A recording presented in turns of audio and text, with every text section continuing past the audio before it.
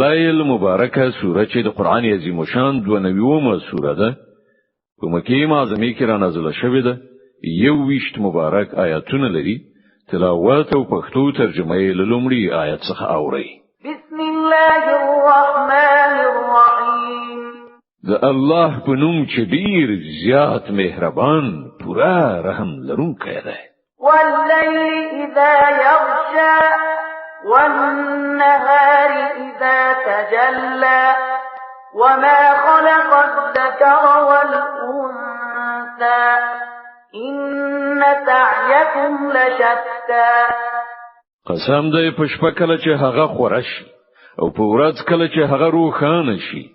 او په هغه ذات چې هغه نارینه او خزه پیدا کړی دي په حقیقت کې ستاسو کوششونه په بیلابیلو ډولونو سره دي فأما من أعطى واتقى وصدق بالحسنى فسنيسره لليسرى نو چې د خدای په لار کې شتمنی ورکړه او د خدای له نافرمانی نه پرهیز وکړ او نیکی رښتینه کړه نو د هغه لار به د هوسا ځای یعنی جنت ته تیار کړو وأما من بخل واستغنى وكذب بالحسنى فسنيسره للعسرى او چې بخیلی وکړه او له خپل خدای نه بي پروايي وکړه او نیکی دروغ وګڼله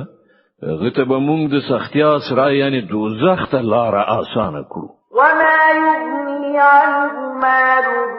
اذا تردى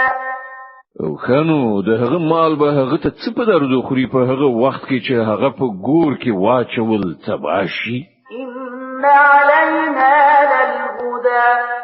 بشک د دلار خودل پر مونږ دي وان لنا للآخرة والأولى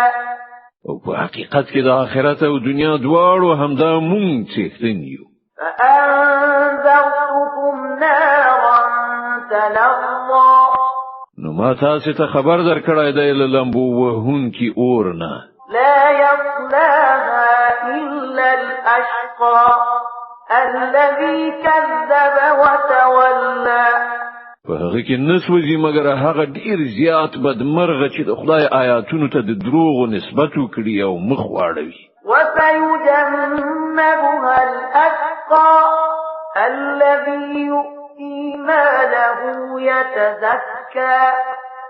او له هغه نه په ډډه شي هغه ډیر ښه پرهیزګار چې د سپېڅلتیا په خاطر خپل مال د حق په لار کې لګوي وما لأحد عنده من نعمة تجزى إلا ابتغاء وجه ربه الأعلى ولسوف يرضى پر هغه باندې د هیڅ احسان نشته هغه ته د هغه د بدل په ورکړه کې هغه خو یوازې د خپل لوړ پروردګار د خوخي لټونې د پاره دا کار کوي او عمره به هغه ترنه خوشاله شي